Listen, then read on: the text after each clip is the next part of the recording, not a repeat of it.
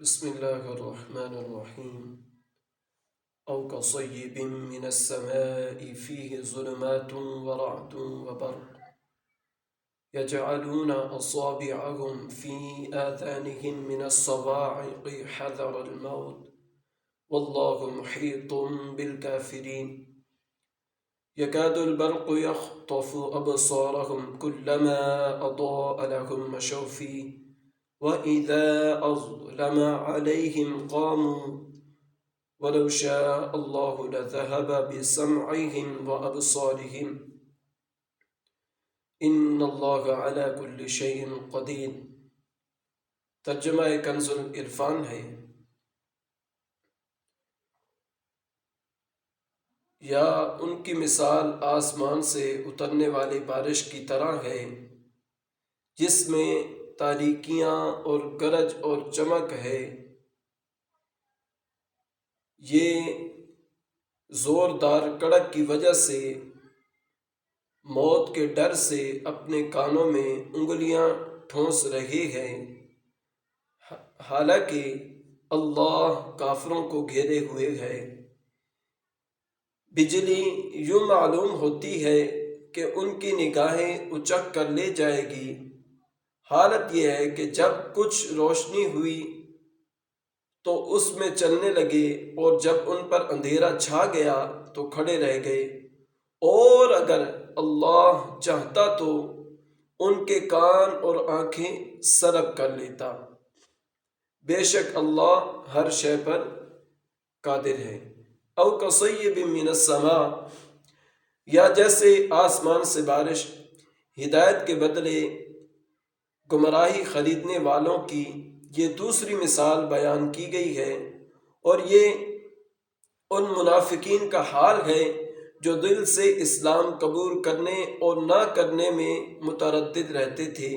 ان کے بارے میں فرمایا کہ جس طرح اندھیری رات اور بادل و بارش کی تاریکیوں میں مسافر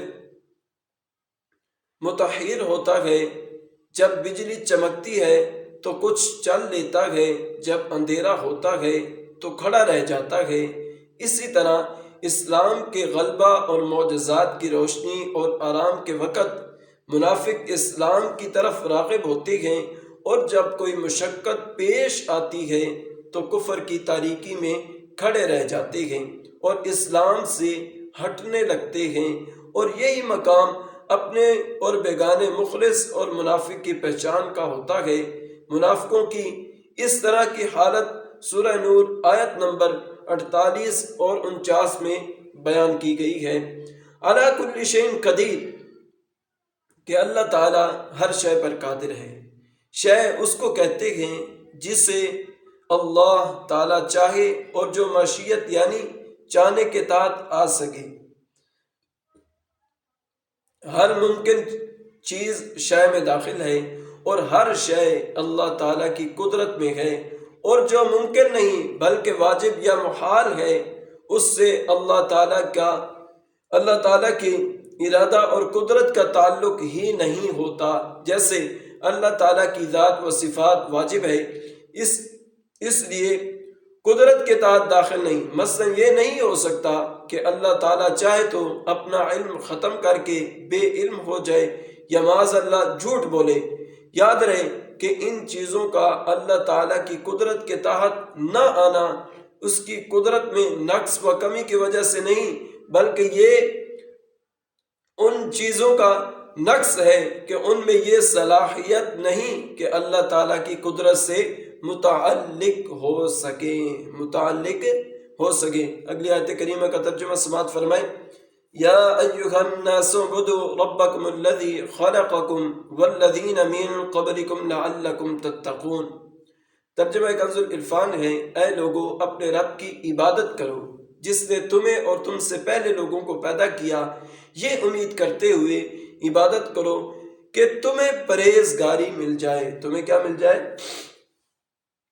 پرہیزگاری مل جائے۔ یا ایھا الناس، اے لوگو۔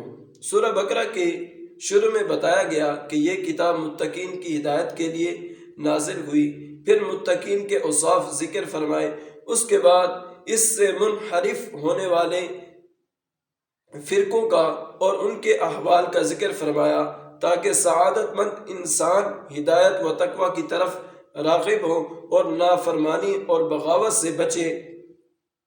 اب تقوی حاصل کرنے کا طریقہ بتایا جا رہا ہے، اور وہ طریقہ عبادت اور اطاعت الہی ہے۔ یعنی اللہ رب العزت نے فرمایا کہ یا ایھا الناس کے ذریعے تمام انسانوں سے خطاب ہے، اور اس بات کا اشارہ ہے کہ انسانی شرافت اسی میں ہے کہ آدمی تقوی حاصل کرے اور اللہ تعالیٰ کا بندہ بنے۔ اللہ تعالیٰ کا کیا بنے؟ بندہ بنے۔ پیارے پیارے اسلامی بھائیوں، یا ایھا الناس اعبدوا، عبادت کا ذکر ہوا، آئیے عبادت کی تعریف بھی جان لیں۔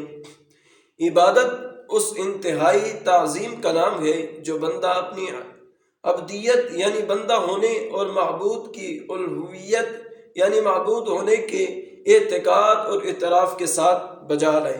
یہاں عبادت توحید اور اس کے علاوہ اپنی تمام قسموں کو شامل ہے۔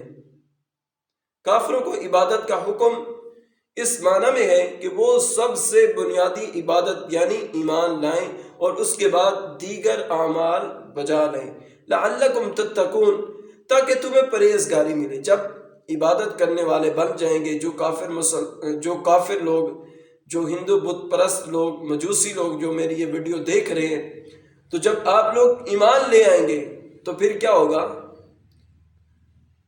تمہیں انعام کیا ملے گا؟ تمہیں پرہیزگاری کا انعام ملے گا۔ سبحان اللہ۔ اس سے معلوم ہوا کہ عبادت کا فائدہ عابد ہی کو ملتا ہے، جبکہ اللہ تعالیٰ اس سے پاک ہے کہ اس کو عبادت یا اور کسی چیز سے نفع حاصل ہو۔ تو جو میرے مسلمان بھائی جو میری یہ ویڈیو دیکھ رہے ہیں، سن رہے ہیں، ان کے عرض یہ ہے کہ آپ اچھے اعمال، نیک اعمال کرنے والے بن جائیں تاکہ آپ لوگوں کو پرہیزگاری ملے۔